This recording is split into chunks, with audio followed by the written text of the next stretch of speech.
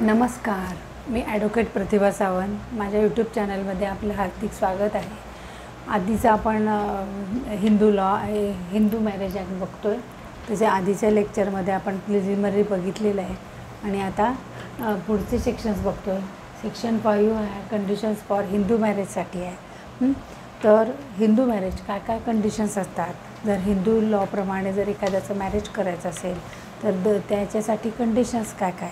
तर conditions for Hindu marriage act, तर याच्यामध्ये मेन कंडिशन असं आहे की नवऱ्या मुलाचे वय 21 वर्ष असले पाहिजे आणि नवऱ्या मुलीचे वय 18 वर्ष पूर्ण असले पाहिजे. नंतर त्यांचं रिलिजन म्हणजे धर्म हा हिंदूच असला पाहिजे तरच हिंदू लॉ लागू पडतो. दोन नवरा मुलगा आणि नवरी मुलगी किंवा दोन्ही पार्टी अनमॅरिड असल्या पाहिजेत किंवा त्यांचे आधी लग्न झालेले नको किंवा जर झालेलं असेल तर त्यांचे जे जोडीदार किंवा स्पाऊस ते जिवंत नको, तरच त्यांना दुसरं. कारण पहिला जिवंत असेल आणि त्याने मॅरेज केलं तर त्याच्यावर बायगेमी होईल. किंवा त्याच्या आधी 2 मॅरेज झालेले असतील आणि त्यांनी लग्न केलं तर त्याच्यात पॉलिगॅमी पण होऊ शकते. म्हणजे 2पेक्षा जास्त लग्न त्याला पॉलिगॅमी म्हणतात. एकापेक्षा जास्त लग्न केलं तर त्याला बायगेमी असं म्हणतात. तर याच्याखाली त्यांच्यावर गुन्हा दाखल होऊ शकतो. म्हणून पार्टीज मोस्टली अनमॅरिड पाहिजेत आणि जर काही कारणास्तव त्यांची कोणी वारलं असेल तर त्यांची पहिली स्पाऊस किंवा जोडीदार जिवंत नको, तेव्हाच ते मॅरेज व्हॅलिड होईल. आता सपिंडा रिलेशनशिप नको. आपण मागच्या लेक्चरला सपिंडा बघितले, एकाच नात्यातले असतात त्याला सपिंडा रिलेशनशिप म्हणतात. आता प्रोहिबिटेड डिग्रीमध्ये नको, म्हणजे आपल्या पूर्वजांच्याच कोणाशी असे लग्न नको व्हायला. एकाच घराण्यातले काका, चुलता, मामा अशाची लग्न करता येत नाही. वरील कंडिशन्स पूर्ण असतील तर तो विवाह व्हॅलिड होणार आणि नाही ह्या कंडिशन ज्या मी सांगितल्या तर त्या पूर्ण नसतील तर तो वॉइडेबल होणार. जेव्हा ती कंडिशन पूर्ण होईल तेव्हा तो पूर्ण होईल तेव्हा तो व्हॅलिड होईल. कंडिशन पूर्ण नसल्या तर तो विवाह व्हॉइड होणार. आता आपण नेक्स्ट पॉईंट बघूया, व्हॉइडेबल मॅरेज. व्हॉइडेबल मॅरेज म्हणजे काय. याच्यामध्ये व्हॉइड होऊ शकणार म्हणजे व्हॅलिड पण होईल आणि व्हॉइड पण होईल, म्हणून व्हॉइडेबल असं म्हटलं आहे. आता हे कशावर डिपेंड करेल, तर समजा मुलगा नपुसक आहे की त्याला मुलं होऊ शकत नाहीत, इम्पॉर्टन्सी, किंवा मुलीला मुलं होऊ शकत नाहीत काही त्यांच्या फिजिकल प्रॉब्लेम्स होणं, तर त्याच्यामध्ये जर हे सिद्ध झालं तर ते मॅरेज व्हॅलिड होत नाही. एका पक्षाची मनापासून 2पैकी एका पक्षाची मनापासून संमती नाही आहे, फ्री कन्सेंट नाही आहे, कोएर्शन आहे, फसवून घेतलेली संमती असेल तर किंवा तरीही याच्यात तुम्हाला व्हॉइड मॅरेज होणार. संमती जेव्हा तो मनाने देईल, फ्री कन्सेंट देईल किंवा तो संमती देईल स्वतःची इच्छेने, तेव्हाच तो लग्न व्हॅलिड होणार. किंवा दोन्ही व्यक्ती सज्ञान असले पाहिजेत. ते काय कृती करतात, ते लग्न करतात हे त्यांना समजलं पाहिजे की मी या व्यक्तीशी लग्न करतो आहे. किंवा आपलं नेऊन उभं केलं आणि माळा टाकल्या म्हणजे असं नाही, मी त्याच्याशी आयुष्यभर राहणार, हे त्याला मान्य असलं पाहिजे. म्हणून सज्ञान असलं पाहिजे. आता मेंटली डिसऑर्डर नको, सायकिक नको, अनसाऊंड माइंड नको, अज्ञानी नको, नंतर ल्युनॅटिक्स म्हणजे वेडाचे झटके येणारा नको, इडियट तर नको. नंतर इपिलेप्सी नको, संमती ही फ्रॉडुलंट नको ना. जर अशा प्रकारची संमती असेल तर ते लग्न व्हॉइडेबल होईल. जेव्हा ती संमती फ्रीली देईल तेव्हा ते व्हॅलिड होणार. जर नवरा मुलगी किंवा लग्नाच्या आधी दुसऱ्या व्यक्तीकडून प्रेग्नंट असायला नको. तर हे जे कंडिशन्स आहेत हे सगळं असे ह्या कंडिशन्स असतील तर तो व्हॉइड होणार आणि नसतील तर तो व्हॅलिड होणार. म्हणजे हे सगळं नको सांगतो आहे.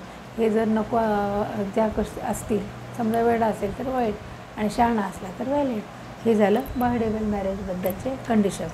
आणि आधीचे आपण बघितले त्या व्हॅलिड मॅरेजच्या कंडिशन बघितली. आता section 7 ceremonies of the Hindu marriage. Ceremonies म्हणजे वैदिक पद्धतीने जे विवाह करतात त्याला म्हणायचं सेरेमनीज. म्हणजे सगळे सप्तपदी होणार, हळद लागणार, एंगेजमेंट होणार, त्या माळा टाकणार, नंतर सॅक्रेड फायर म्हणजे तो पवित्र तो यज्ञ असतो त्याच्यासमोर सप्तपदी व्हायला पाहिजे, मंत्रोच्चार व्हायला पाहिजेत. म्हणून वैदिक पद्धतीने लग्न करणं गरजेचं आहे. त्याशिवाय त्या लग्नाला म्हणजे प्रॉपर तुमचं व्हॅलिडिटी येत नाही वैदिक पद्धतीने. कारण यज्ञासमोर केले पाहिजे. कंप्लीट झाल्यावर दोघांना हे बाइंडिंग राहतं. हां, अशा रूढीप्रमाणे असे सेरेमनीज व्हायला पाहिजेत. अशा प्रकारे जर सेरेमनीज झाले, सप्तपदी, एंगेजमेंट, नंतर तुम्हाला मंत्रोच्चारासमोर त्यांनी 7 पावलं चालली पाहिजेत, एकमेकाने शपथा घेतल्या पाहिजेत, माळा घातल्या पाहिजेत. हे सगळे सेरेमनीज हिंदू लॉप्रमाणे व्हायला पाहिजेत. तेव्हाच ते मॅरेज वैदिक पद्धतीने झालं आणि व्हॅलिड झालं असं गृहीत धरलं जातं. आता सेक्शन 8 जो आहे तो रजिस्ट्रेशन ऑफ मॅरेज.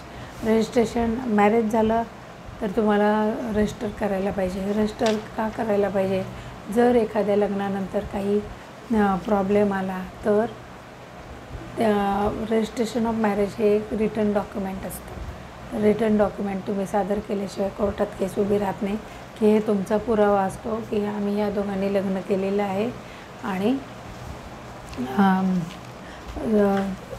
दोघांचं लग्न रीतसर झालेलं आहे, हा त्यांचा पुरावा आहे आणि त्याच्यानंतरच ती केस कोर्टात उभी राहील. तर यासाठी ह्या लग्न विधिवत होणं गरजेचं आहे. नवरा बायको म्हणून एकत्र राहायला पाहिजेत. हां, नंतर हिंदू मॅरेज रजिस्टर हे केलं जातं ऑफिस वेळेत. त्या ऑफिसमध्ये जाऊन रजिस्टर करावं लागतं. त्यासाठी दोघी नवरा बायकोंचे फोटो लागतील, त्यांचे सगळे ID प्रूफ्स लागतात.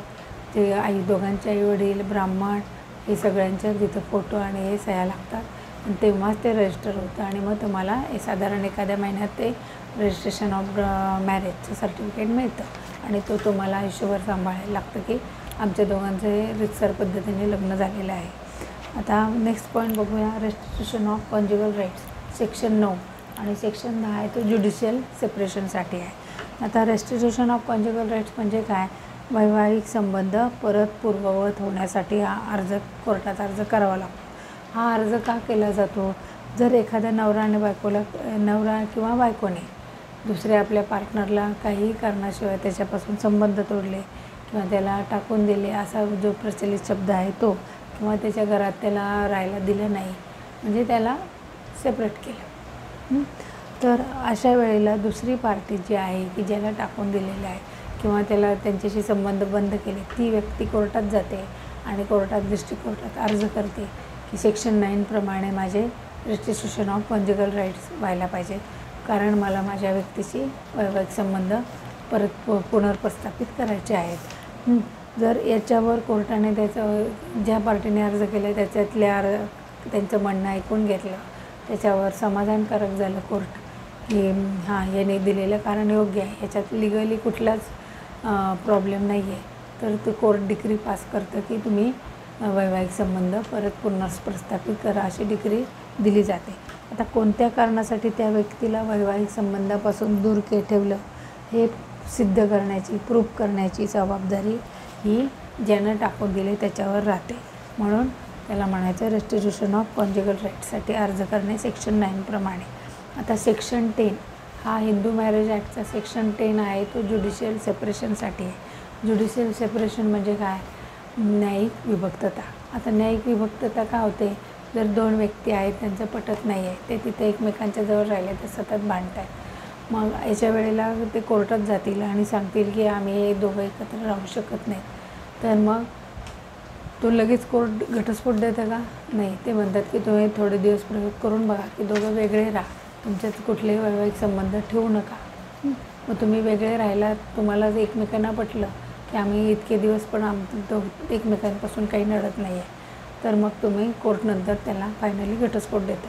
परंतु तर ह्या ज्युडिशियल सेपरेशनमुळं काय होतं की घटस्फोट न घेतल्यामुळं समजा त्यांना 6 महिन्यानंतर वाटलं की नाही आम्हाला आता परत एकत्र राहायचं आहे, तर त्यांचा घटस्फोट न झाल्यामुळं लग्न कंटिन्यू असल्यामुळं त्यांना परत लग्न करायची गरज नाही आहे. त्याच ह्याच्यावर परत ते कोर्टात अर्ज करतील आणि एकत्र राहायला सुरू करतील. तेव्हा कोर्टाचं काही ऑब्जेक्शन नाही, कारण ते लग्न मोडलेलंच नाही आहे, म्हणजे त्यांचे घटस्फोट झालेलाच नाही आणि ते विभक्त झालेले नाहीत. फक्त न्यायिक म्हणजे कोर्टाचे अर्ज असतो की त्यांची ऑर्डर असते की हे काही काला इतक्यासाठी ते वेगळे राहते आणि त्या दोघांनाही पटलं की आम्ही अशा इतके दिवसही आम्ही वेगळे आनंदात राहू शकतो. मग ते कोर्टात अर्ज करतील की आम्हाला घटस्फोट हवा आहे, आमचं एकमेकांपासून काहीच अडत नाही. मग कोर्ट त्याला घटस्फोट देतं आणि नाहीतर तुम्ही लग्न हे कंटिन्यू करू शकता आहे त्याच ह्याच्यावर. याला म्हणायचं ज्युडिशियल सेपरेशन.